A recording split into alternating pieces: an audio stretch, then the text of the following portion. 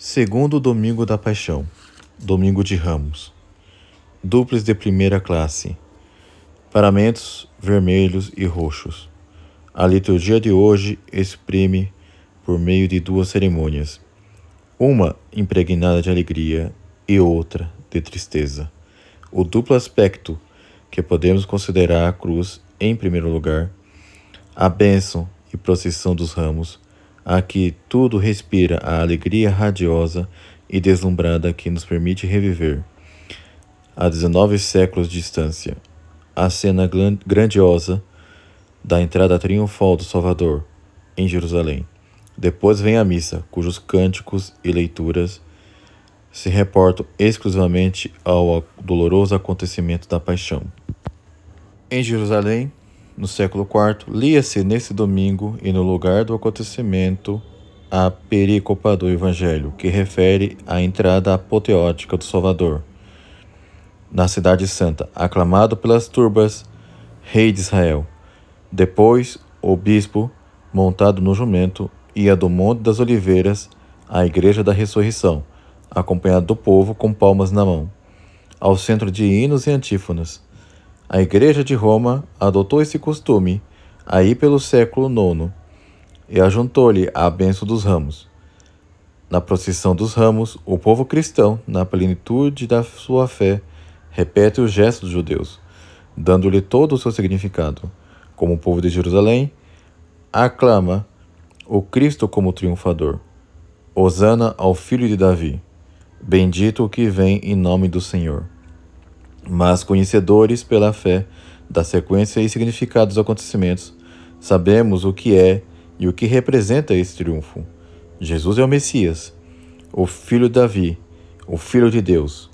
Sinal de contradição, é aclamado por uns, detestado pelos outros.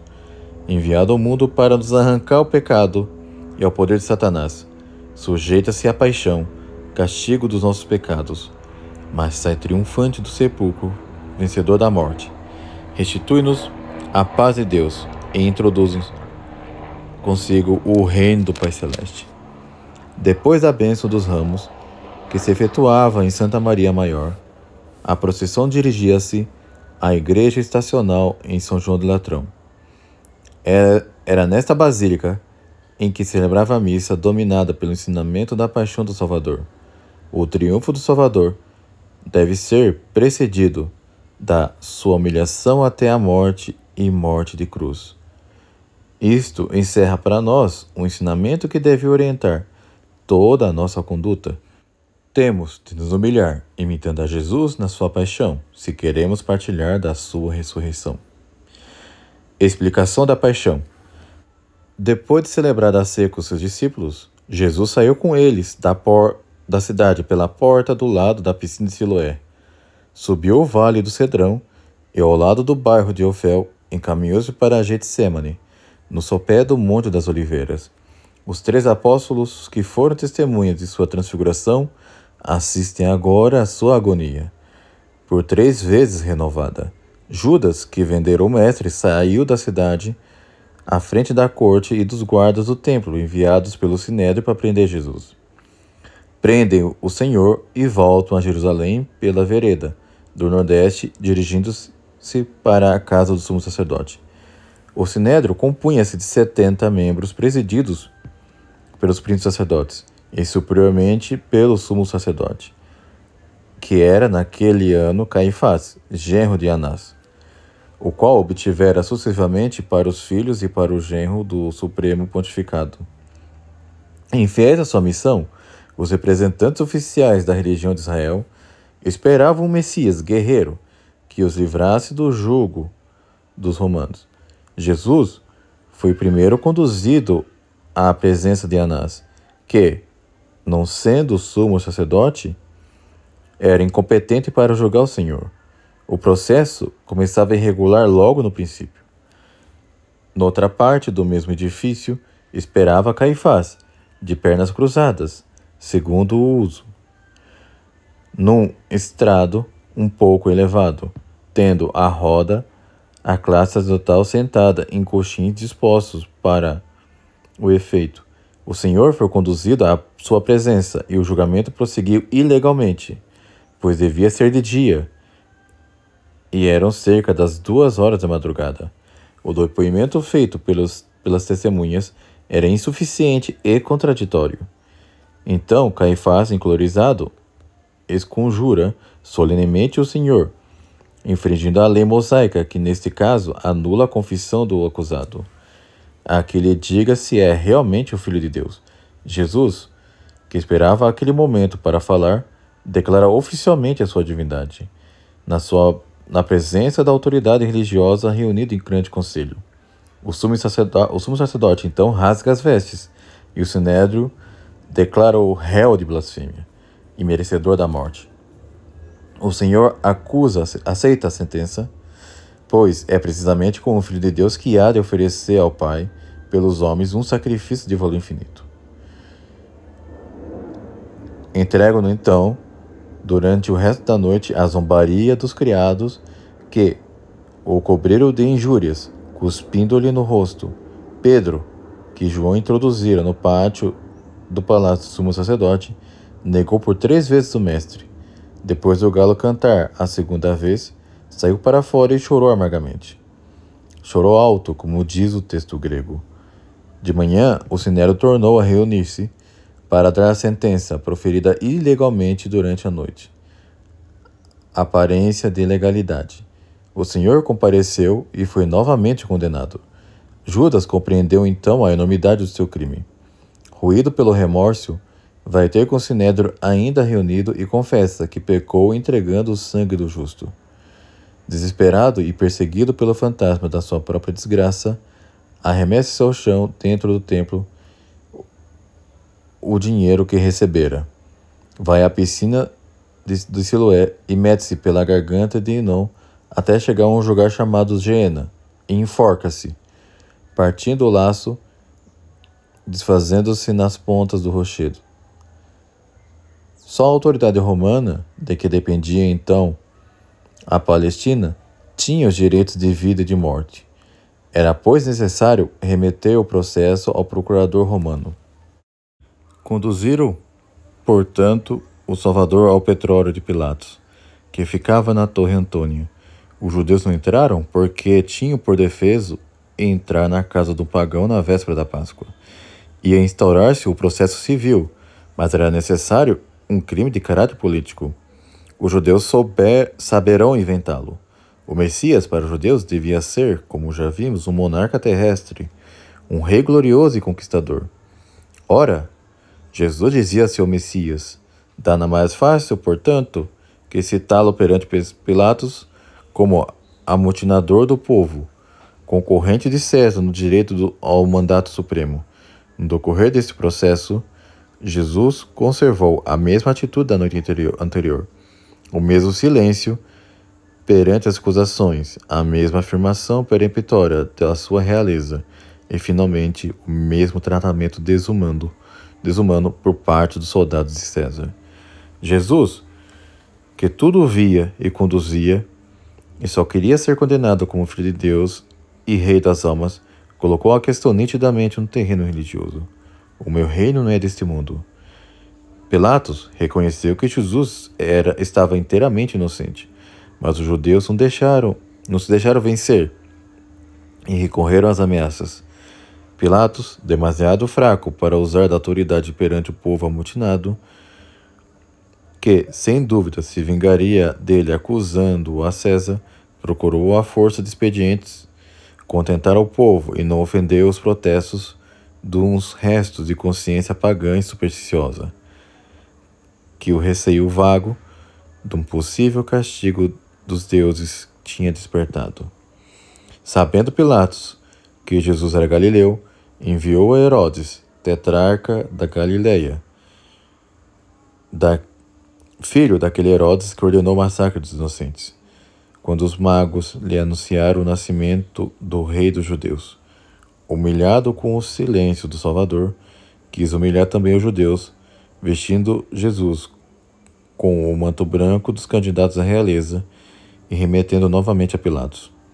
Não surtiu o menor efeito a escolha entre o homicida Barrabás e Jesus. era um suplício infamante, reservado aos escravos.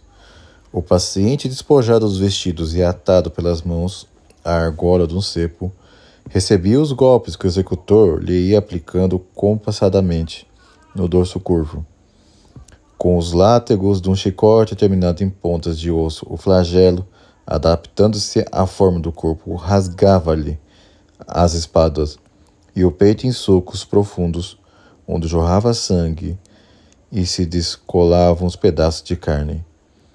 Nesse estado tristíssimo, mandou Pilatos cobri-lo com um manto escarlate, colocar-lhe a coroa e o cetro e apresentá-lo à multidão. Os judeus compreenderam toda a ironia desse gesto. Ousariam ver ainda neste homem um competidor de César? Os judeus continuam a insistir, com despeito, no título de Filho de Deus, que será a causa única, porque hão de condenar à morte. Pilatos, que não resiste ao argumento decisivo com que os judeus o atacam, de uma denúncia a César, reconhece ao último expediente e lava as mãos perante o povo, querendo com isto significar que Jesus é inocente, e não o condena, senão porque os judeus assim o exigem em virtude das suas leis. E foi o que afirmou até o fim, mandando afixar na cruz do suplício a inscrição declaratória do crime e do motivo da condenação: Jesus Nazareno, Rei dos Judeus. Pilatos, porque fraco e cobarde, é, sem dúvida, culpado, mas os judeus, levando só por ódio o pretor a condená-lo à morte, cometeram um deicídio. Acerca das 11 horas, o Senhor deixou o petróleo e encaminhou-se para o Calvário, pelo caminho que desce para o vale Tirofeon, e volta depois para o leste e pela escarpa, que dá para as portas da cidade. Era ali, fora dos muros, o Gólgota, ou o lugar das execuções. Cerca do meio-dia, o céu escureceu-se, fenômeno constatado em toda a extensão do império. É no dia desta noite tenebrosa que o Senhor dá o último suspiro. A cruz era o mais cruel e atroz dos suplícios, porque a vítima, necessariamente imobilizada, devia suportar, durante várias horas, todo o peso do corpo nos braços estendidos. A tensão terrível congestiona o sangue, fazendo afluir às faces e ao peito, provocando uma sede ardentíssima. Morrer crucificado é morrer de pura dor, na mais atroz das agonias. Quando a noite surpreendia o supliciado ainda vivo, era-lhe apressar a morte, quebrava-lhe as pernas, que de ordinário distavam a 1 metro do solo. Está a chegar o momento decisivo que marcará para o gênero humano a hora do resgate, para mostrar que não é constrangido, mas é por amor do Pai e dos homens que aceitam a morte. Jesus dá um grande grito e expira. Morre Salvador. Com Maria, sua mãe, e São João, fiquemos de pé da cruz e com os judeus que então se converteram. Batamos no peito, porque foi para expiar os nossos pecados que ele morreu. Eram 3 horas da tarde. Às 5 foi o Senhor tirado da cruz e colocado à pressa no sepulcro, porque às 6 começava o sábado, que naquele ano era muito solene. Coincidia com o dia 14 de Nisan, o dia mais importante das festas da Páscoa, que representava a maravilha, o repouso eterno em que o Senhor entrava. Os judeus não tinham cemitérios, sepultavam os seus, geralmente, sepulcros privativos da família, cavados numa propriedade, ou então à beira das grandes vias de comunicação. Jesus foi deposto num sepulcro que José de Arimateia possuía numa propriedade junto do Calvário. Citamos amorosamente com o Senhor a oração da comunhão. Pai, se esse cálice não pode passar sem que eu beba, faça-se a vossa vontade. Continuação do Evangelho segundo São Mateus. Naquele tempo, aproximando-se Jesus de Jerusalém, chegando a Betfagé, junto do Monte das Oliveiras, enviou 2 dos seus discípulos, dizendo-lhes: Ide à aldeia que está defronte de vós, e logo encontrareis presa uma jumenta com seu jumentinho. Soltai-a e trazei-ma. E se alguém vos disser alguma coisa, dizei que o Senhor precisa deles, e logo os deixará trazer. Ora, tudo isto aconteceu para que se cumprisse o que tinha sido anunciado pelo profeta, que disse: Dizei à filha de Sião: Eis que o teu rei vem a ti manso, montado sobre uma jumenta, e sobre um jumentinho, filho da que leva o jugo.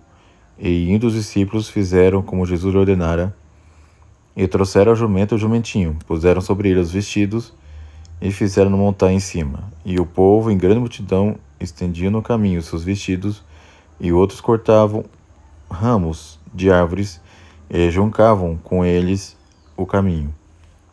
E as multidões que o procediam, e as que iam atrás gritando, dizendo: Hosana ao filho de Davi, bendito o que vem em nome do Senhor. Leitura da Epístola de São Paulo Apóstolo aos Filipenses. Meus irmãos, tende em vós os mesmos sentimentos de Jesus Cristo, o qual, existindo na forma de Deus, não julgou fosse rapina o ser ele igual a Deus. No entanto, aniquilou-se a si mesmo, tomando a forma de servo, tornando-se semelhante aos homens, e apresentando-se na condição de homem. Humilhou-se a si mesmo, fazendo-se obediente até a morte, e morte de cruz. Por isso, Deus o exaltou e lhe deu um nome que está acima de todo nome, para que ao nome de Jesus se dobre todo o joelho, no céu, na terra e no inferno, e toda língua confesse que o Senhor Jesus Cristo está na glória de Deus Pai. Paixão de Nosso Senhor Jesus Cristo segundo São Mateus. Naquele tempo, dirigiu-se Jesus com seus discípulos a uma granja chamada Getsêmani, e disse aos seus discípulos: Sentai-vos aqui, enquanto vou acolá fazer oração. E tendo tomado consigo Pedro e os 2 filhos de Zebedeu, começou a entristecer-se e angustiar-se. Disse-lhes então: A minha alma está numa tristeza mortal. Ficai aqui e vigiai comigo.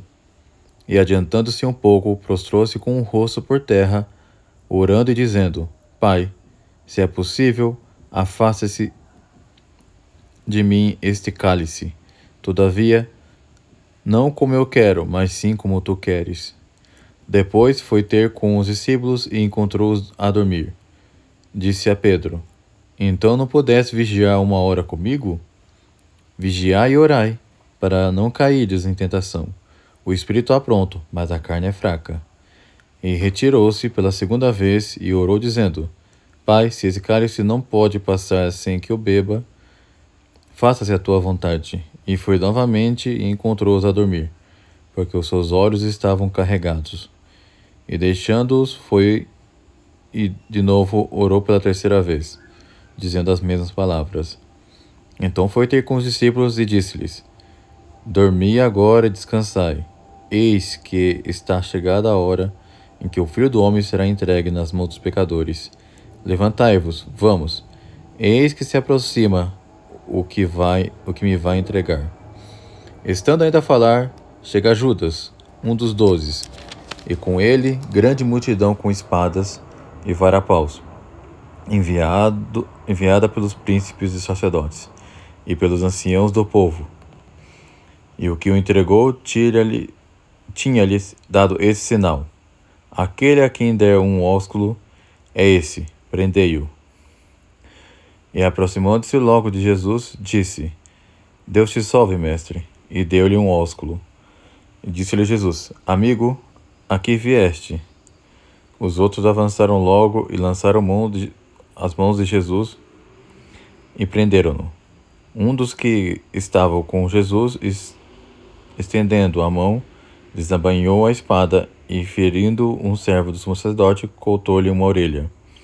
Disse-lhe então Jesus: Mete a espada no seu lugar, porque todos os que pegarem da espada morrerão à espada. Julgas porventura que eu não posso rogar ao meu Pai, e ele não porá logo à minha disposição mais de 12 legiões de anjos? Como onde cumprir as escrituras que declaram que assim deve suceder? Naquela hora disse Jesus às turbas: Viestes armados de espadas e varapós para me prender, como faz a um ladrão. Todos os dias, eu sentado no meio de vós a ensinar no templo, e não prendestes. Mas tudo isso aconteceu para que se cumprirem as escrituras dos profetas. Àquela altura, todos os discípulos o abandonaram e fugiram.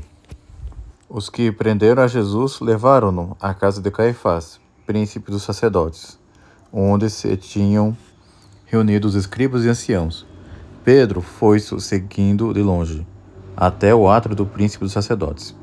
E tendo entrado, sentou-se com os criados, a ver o fim daquilo tudo. Entretanto, os príncipes dos sacerdotes e todo o conselho procuravam algum falso testemunho contra Jesus para o entregarem à morte. Mas não o encontraram, posto que se tivesse apresentado muitas testemunhas falsas. Por último, apresentaram-se 2 testemunhas falsas e disseram: Este disse: Posso destruir o templo de Deus e reedificá-lo em 3 dias. Levantando-se então o príncipe dos sacerdotes, disse-lhe: Não responde nada aos que esses depõem contra ti? Jesus, porém, mantinha-se calado. Disseram-lhe o príncipe dos sacerdotes: Eu te conjuro, pelo Deus vivo, que nos digais se tu és o Cristo, Filho de Deus. Jesus respondeu: Tu o dissestes. Mas também vos digo que haveis de ver o Filho do Homem sentado à direita do poder de Deus, e vir sobre as nuvens. Então o príncipe dos sacerdotes rasgou os vestidos, dizendo: Blasfemou! Que mais necessidade temos de testemunhas? Acabais de ouvir a blasfêmias. Que vos parece? Eles responderam: É réu de morte.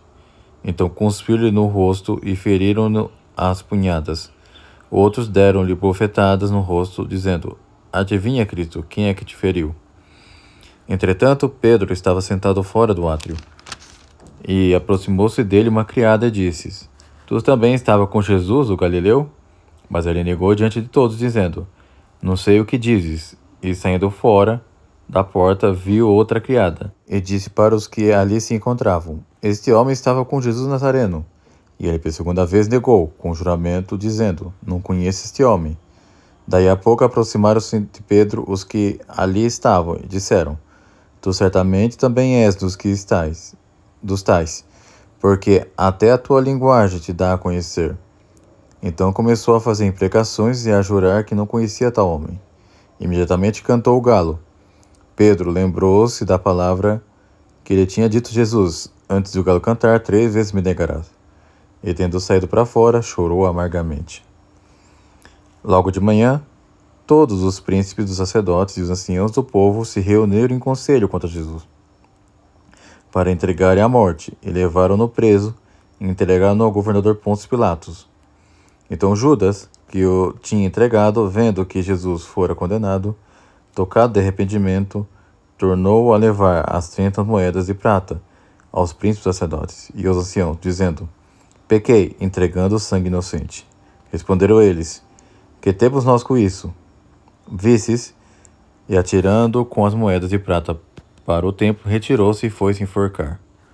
Os príncipes dos sacerdotes, tomando as moedas de prata, disseram: Não é lícito deitá-las na arca das esmolas, visto que serem preços de sangue. E tendo consultado entre si, compraram com elas o campo de um oleiro para a sepultura dos estrangeiros. Por esta razão, foi aquele campo chamado Acedama, isto é, campo de sangue, até o dia de hoje. Assim se cumpriu o que foi predito por Jeremias, profeta, que diz: E tomaram as 30 moedas de prata, custo daquele cujo preço foi avaliado pelos filhos de Israel, e deram-nas pelo campoleiro, como o Senhor me ordenou. Jesus foi apresentado diante do governador, e o governador interrogou-o, dizendo: Tu és o rei dos judeus? E disse Jesus: Tu o dizes. Sendo acusado pelos príncipes sacerdotes e anciãos, não respondeu coisa alguma. Disse-lhe Pilatos: Não ouves de quantas coisas te acusam? Mas ele nada respondeu, de modo que o governador ficou em extremo admirado. Ora, o governador tinha por costume, no dia solene da Páscoa, soltar aquele preso que o povo quisesse.